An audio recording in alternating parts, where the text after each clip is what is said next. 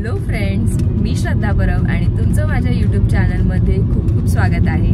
आणि आज बऱ्याच दिवसानंतर मी व्लॉग घेऊन आलेली आहे तुमच्यासोबत। आणि आम्ही चाललोय मुंबईच्या जवळील गोवर्धन इको विलेजला, जे आहे पालघरला।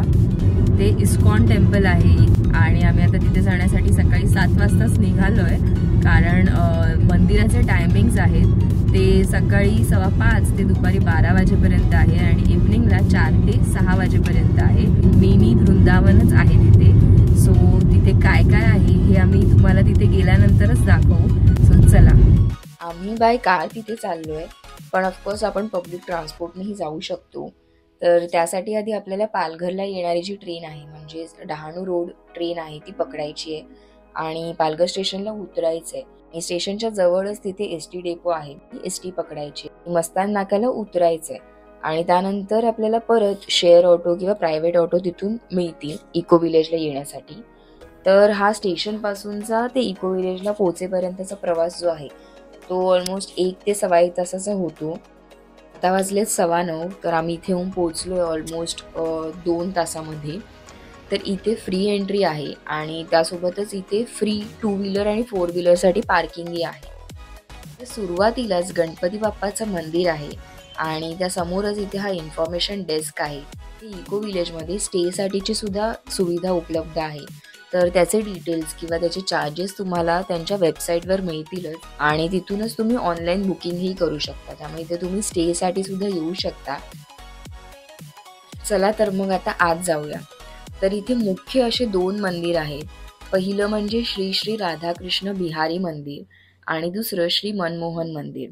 चालत आल्यावर पहिलेच आपल्याला वाटेत राधाकृष्ण बिहारी मंदिर लागते। या मंदिराच्या पायऱ्या चढत वर आल्यावर आपण ह्या भव्य अशा दालनात येऊन पोहोचतो। समोरच आकर्षित असे हे राधाकृष्णाचं मंदिर आहे आणि मंदिरातील ही मूर्ती बिहारी राधाकृष्ण अवताराला समर्पित आहे। खूप सुंदर असे हे रूप आहे। एक संगमरवरी मंदिर आहे आणि या मंदिरावर सुरेख असे कोरीव काम करून भगवान श्रीकृष्णांच्या जन्मापासून ते त्यांनी केलेल्या रासलीलापर्यंतच्या कथा विशेष करून दर्शविल्या आहेत।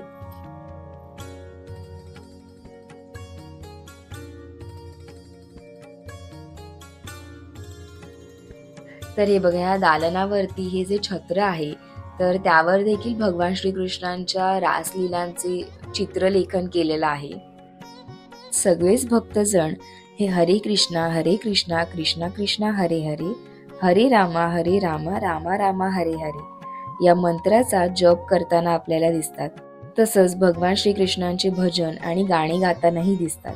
तर आम्हीही मंदिराला प्रदक्षिणा घालून थोड्या वेळ मंदिरात बसलो, नामस्मरण केले आणि निघालो। तर या मंदिरातून बाहेर पडल्यावरच आपल्याला प्रसादही दिला जातो।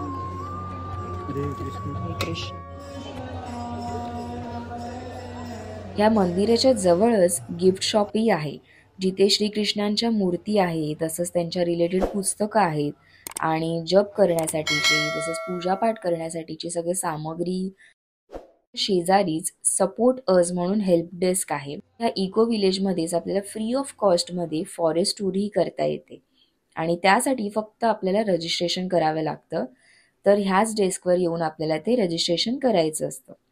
तर या मंदिरापासूनच सरळ जाऊन आपल्याला लेफ्ट घेतला की दुसरे मंदिर दिसते।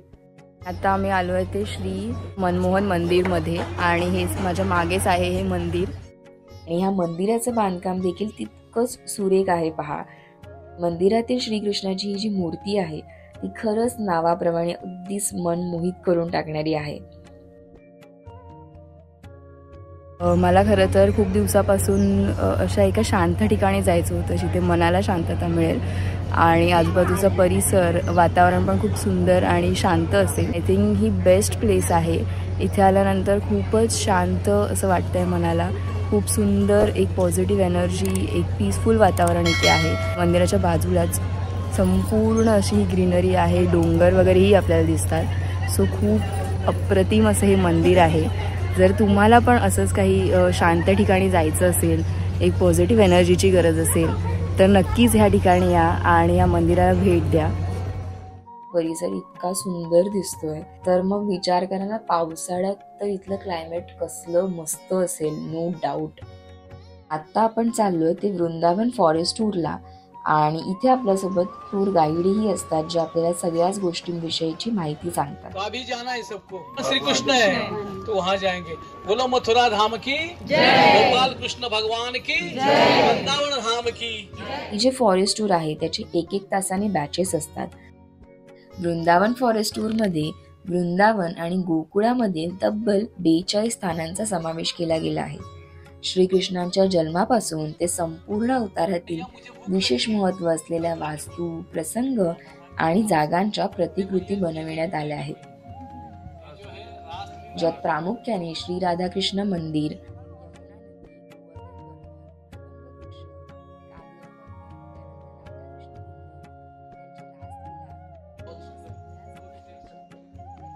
मंदिर जो भगवान है वृंदावन में असल में, तो वो सभी भगवान कहाँ है? जयपुर में. जयपुर में भगवान है. तर अशा प्रकारे आपल्याला ते जे टूर गाईड असतात ते अगदीच प्रेमळ भावनेने आणि अगदी शांतपणे असेही भगवान श्रीकृष्णांच्या रासलीलेच्या कथा सांगतात आणि तसंच आपण त्याच्यातून काय बोध घ्यायला हवेत अशी लाईफ लेसन्सही आपल्याला सांगतात. वृंदावनमध्ये जी मंदिरं आहेत तसंच त्याच मंदिरांची प्रतिकृती इथे केलेली आहे आणि माझ्या मागेच तुम्ही जे बघताय ते आहे 3 मंजिल मंदिर, त्याची पण प्रतिकृती केलेली आहे.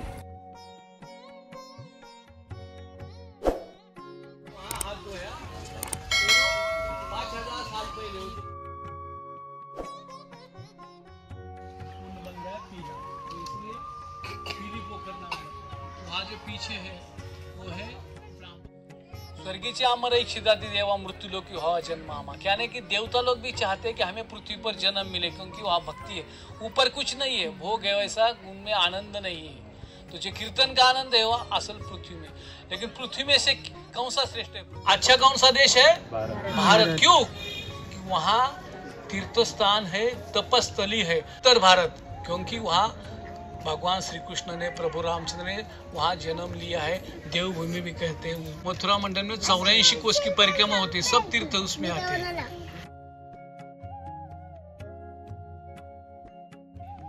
राधा कुंड श्याम कुंड की जय, जय जय श्री राधे श्याम. तर ह्या इको विलेजला जर तुम्ही आधीच येऊन गेला असाल तर तुमचा इथला एक्सपिरियन्स कसा होता हे कमेंट बॉक्समध्ये मला नक्की सांगा. वाव, इथे किती मस्त सुंदर सुंदर फुलपाखरं पाहायला मिळत आहेत आणि इथलं वातावरण पण इतकं मस्त आहे, शांत आहे आणि अगदी तुम्हाला पण ऐकायला येत असेल तर पक्ष्यांचा चिवचिवाट ऐकायला येतोय, पाण्याचा सुद्धा आवाज येतोय की ते असं झुळझुळझुळ वाहत आहे. तर इथला एक्सपिरियन्स खूपच सुंदर होता आणि आत्ताच आमची फॉरेस्ट टूर इथे कंप्लीट झाली आहे. आम्ही 10:30च्या बॅचला गेलेलो, ते ती 12 वाजेपर्यंत असते. सो हे 1.5 ते 2 तासाचं आपली ही फॉरेस्ट टूर होते. आणि मंदिरं पाहायला मिळतात जी वृंदावनमध्ये आहेत, त्यांची प्रतिकृती आपल्याला इथे पाहायला मिळते. मिनी वृंदावन आपल्याला इथे पाहायला मिळतं. तर माझा तरी आजपर्यंत वृंदावनला जाण्याचा योग आला नाही आहे आणि ऑफकोर्स आपल्याला तिथे जायचंच आहे. प्रति वृंदावनचं आपलं हे दर्शन झालं आहे. So I am very happy and I am very grateful. So तुम्ही पण जर इथे येणार असाल ना तर हे फॉरेस्ट टूर नक्की करा, तुम्हाला पण हा एक सुंदर अनुभव अनुभवता येईल. आणि आता आम्ही निघालो इथे प्रसाद घेण्यासाठी. तर हा आहे प्रसाद आणि इथे अन्नछत्र आहे.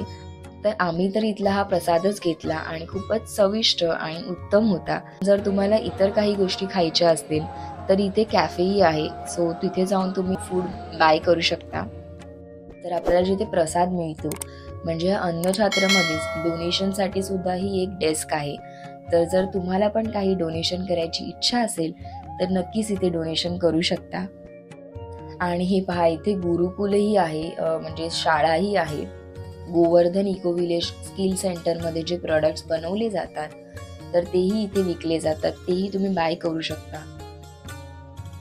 तर इथे गोशालाही आहे, तर इथे तुम्ही गाईला चारा वगैरेही घालू शकता. आणि हा व्हिडिओ जर पाहून तुम्ही ह्या इको विलेजला आला असाल तर नक्कीच कमेंट बॉक्समध्ये सांगा हा व्हिडिओ माहितीपूर्ण होता का आणि तुम्हाला कसा वाटला.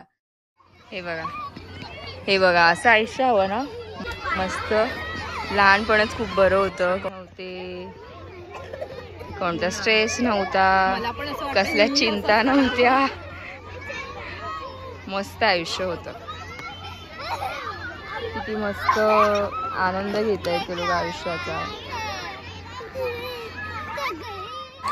तर आम्ही आता इथे आलेलो 9:30 वाजता सकाळी आणि आता 1:30 वाजले. आमचं मंदिराचं दर्शन झालं आहे, त्याच्यानंतर फॉरेस्ट टूर पण झाली आहे. तर तुम्ही पण इथे येणार असाल ना तर तसं सकाळीच या, वेळेत या, त्यामुळे सगळं नीट टाईममध्ये होईल तुमचं पण.